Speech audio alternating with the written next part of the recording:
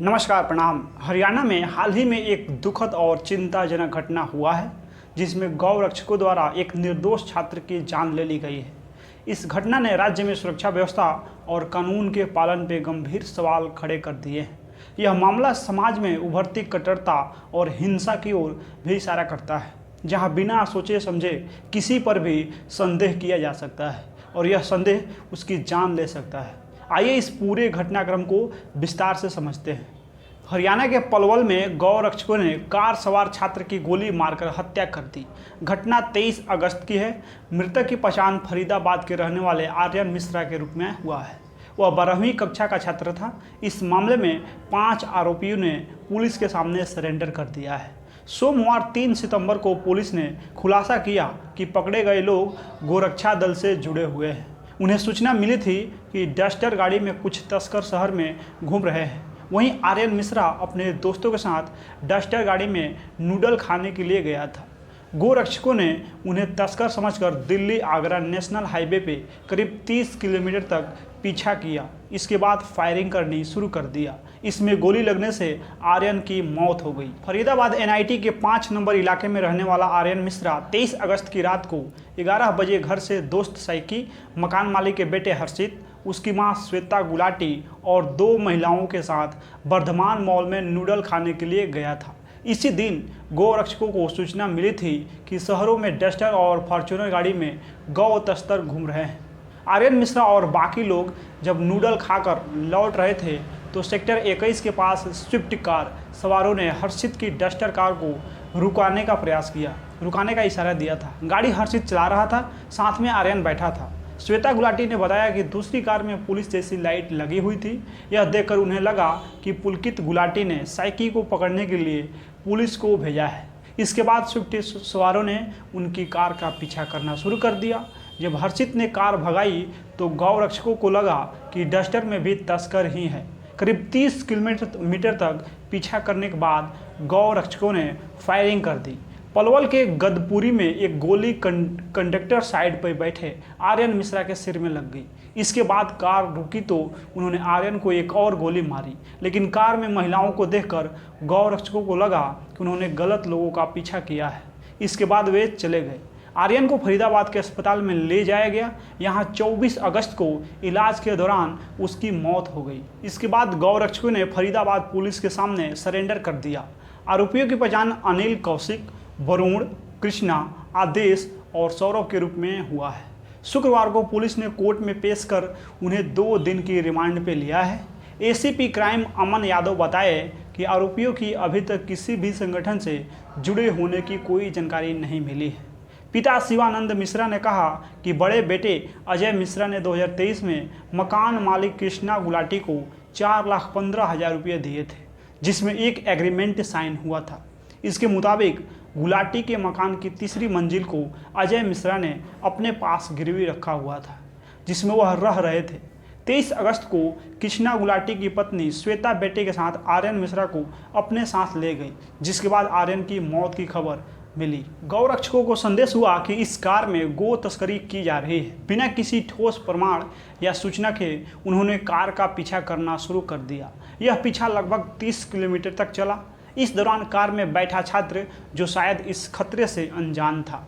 आखिरकार गौ रक्षकों ने कार को रोकने में सफलता पाई। जैसे ही उन्होंने कार को रोका, उन्होंने बिना किसी सत्यापन के छात्र को गो तस्कर मान लिया और उस पर हमला कर दिया। इस हिंसक हमले में छात्र की मौत हो गई।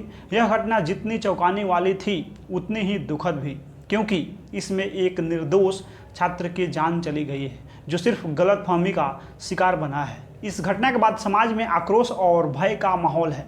लोगों में इस बात का गुस्सा है कि कैसे बिना किसी जांच पड़ताल के एक निर्दोष युवक की जान ले ली गई। इस घटना ने राज्य में कानून व्यवस्था की स्थिति पे सवाल खड़े कर दिए हैं। क्या समाज में किसी को भी बिना प्रमाण के दोषी ठहराकर उसकी जान ली जा सकती है? यह सवाल अब हरियाणा की सरकार और कानून व्यवस्था के लिए चुनौती बन गया है। हरियाणा सरकार और पुलिस प्रशासन ने इस मामले को गंभीरता से लिया है। सरकार ने इस घटना की निष्पक्ष और जल्द से जल्द जांच का आदेश दिया है। मुख्यमंत्री ने इस घटना पर गहरी संवेदना व्यक्त करते हुए कहा है कि दोषियों को किसी भी हाल में बख्शा नहीं जाएगा। पुलिस ने आरोपियों के खिलाफ सख्त कार्रवाई करने का आश्वासन दिया है ताकि इस तरह की घटनाएं दोबारा न हो। यह घटना सिर्फ एक दुर्घटना नहीं है बल्कि यह समाज के लिए एक चेतावनी भी है। हमें समझना होगा कि किसी पर भी संदेह करना और बिना किसी प्रमाण के उसे दोषी ठहराना कितना खतरनाक हो सकता है। समाज को इस तरह की घटनाओं से सबक लेना चाहिए और सुनिश्चित करना चाहिए कि हम किसी भी स्थिति में कानून को अपने हाथ में न लें। इस घटना ने यह भी दिखाया कि हमें एक जिम्मेदार नागरिक के रूप में काम करना चाहिए और किसी भी संदेह या समस्या के मामले में पुलिस या संबंधित अधिकारियों को सूचित करना चाहिए, न कि खुद न्याय करने की कोशिश करनी चाहिए। यह समाज की सामूहिक जिम्मेदारी है कि हम ऐसे हिंसक कृत्यों को रोकें और एक सुरक्षित और शांतिपूर्ण समाज का निर्माण करें। जम्मू कश्मीर विधानसभा चुनाव 2024 को लेकर कांग्रेस ने अपनी प्रचार की शुरुआत कर दी है। कांग्रेस ने पहले चरण के चुनाव प्रचार के लिए स्टार प्रचारक के रूप में राहुल गांधी को उतारा है। राहुल गांधी ने बुधवार को रामबन में एक रैली को संबोधित करते हुए बड़ा वादा किया है। इस दौरान उन्होंने रामबन जिले के गुल सिंगलदान में चुनावी रैली को संबोधित करते हुए लोगों को आश्वासन दिया कि उनकी पार्टी इंडिया ब्लॉक सहयोगियों की मदद से केंद्र शासित प्रदेश जम्मू कश्मीर को फिर राज्य का दर्जा दिलाएंगे। क्या आपने कभी सोचा है कि एक जगह जो इतनी खूबसूरत है कि जिसे धरती का स्वर्ग कहा जाता है, वहाँ का इतिहास इतना जटिल क्यों है? जम्मू और कश्मीर की कहानी ऐसी ही है जिसमें राजनीति, संविधान और लोगों की भावनाएं सब कुछ शामिल है। यह कहानी 1950 से शुरू होती है और 2019 में एक ऐसे मोड़ पे आती है जहां सब कुछ बदल जाता है। 26 जनवरी 1950 जब पूरे देश ने भारत का संविधान अपनाया, लेकिन जम्मू और कश्मीर ने एक अलग राह चुनी। अनुच्छेद 370 के तहत इस राज्य को कुछ विशेष अधिकार दिए गए। यह राज्य अपना संविधान बनाने और अपनी विशेष पहचान रखने का हक रखता था। भारत का हिस्सा होते हुए भी जम्मू और कश्मीर एक विशेष राज्य था जहां कुछ कानून अलग थे। यह कहानी अपने चरम पे पहुंचती है 5 अगस्त 2019 को, जब भारत सरकार ने एक ऐसा फैसला लिया जिसे देश में महसूस किया गया।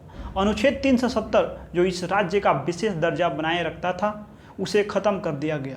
इस फैसले ने न सिर्फ जम्मू और कश्मीर का विशेष राज्य का दर्जा छीन लिया, बल्कि इसे 2 अलग अलग केंद्र शासित प्रदेश में बांट दिया। यह फैसला यूं ही नहीं लिया गया था, इसके पीछे कई रातों तक चर्चा और विचार विमर्श हुआ था। एक तरफ देश के लोग यह सोच रहे थे कि क्या अब वहां विकास के नए रास्ते खुलेंगे, दूसरी तरफ जम्मू और कश्मीर के लोगों के मन में कई सवाल उठने लगे। क्या हमारी पहचान खत्म हो गई? क्या हम अब सिर्फ एक आम केंद्र शासित प्रदेश हैं? इस फैसले के बाद एक नया राजनीतिक तूफान शुरू हो गया। राहुल गांधी और उनकी कांग्रेस पार्टी ने इस फैसले का विरोध किया। उनका मानना है कि जम्मू और कश्मीर को फिर से राज्य का दर्जा मिलना चाहिए। राहुल गांधी कहते हैं, जम्मू और कश्मीर के लोग अपनी ज़मीन और अपनी पहचान के लिए संघर्ष कर रहे हैं, उन्हें उनका हक वापस मिलना चाहिए। राहुल गांधी का यह विरोध सिर्फ एक राजनीतिक चाल नहीं था, यह उन लोगों की आवाज़ थी जो अपनी मिट्टी से जुड़ाव महसूस करते हैं। यह लड़ाई सिर्फ एक राज्य का दर्जा दिलाने की नहीं थी, बल्कि एक ऐसी पहचान को वापस लाने की थी जो उनसे छीन ली गई थी। जम्मू और कश्मीर की यह कहानी अभी ख़त्म नहीं हुई है। आज भी यह सवाल बना हुआ है कि क्या जम्मू और कश्मीर फिर से एक राज्य बनेगा? क्या वहाँ के लोग फिर से अपनी पहचान को महसूस कर पाएंगे? राहुल गांधी और उनकी पार्टी इस राजनीतिक रणभूमि में यह सवाल उठाते रहेंगे, लेकिन इसका जवाब तो आने वाला समय ही देगा कि आगे क्या क्या होने वाला है। बाकी इस वीडियो में आप लोग अपनी प्रतिक्रिया दे दीजिए। मिलते हैं अगला वीडियो में। बहुत बहुत धन्यवाद।